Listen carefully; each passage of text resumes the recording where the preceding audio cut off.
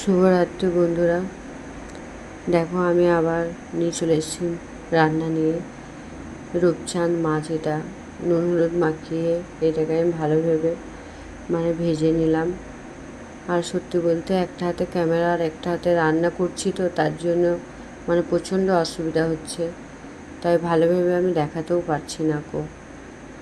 মাছগুলো ভেজে তুলে নিয়েছি, মাছের তেল ভেজে নিয়েছি, পেঁয়াজ দিয়ে দিয়েছি, বেগুন দিয়ে ভাজা ভাজা করে নিয়েছি। তোমাদের যদি ভিডিওটা ভালো লেগে থাকে তাহলে আমাকে একটা লাইক কমেন্ট শেয়ার করে দিও আমার ভিডিওটা। দেখো বন্ধুরা, তোমরা যদি সাপোর্ট না করো তাহলে আমি কীভাবে এগিয়ে যাব, তাই না বলো? তোমাদের ভালোবাসা নেওয়ার জন্যই তো আমি রান্নার ভিডিও নিয়ে চলে এসেছি। আমাকে তোমরা সাপোর্ট করো, আমি তোমাদেরকে সাপোর্ট করব। দেখো রান্নাটা আমার হয়েও গিয়েছে, আর মাছের ঝোল বানিয়েছি আলু দিয়ে।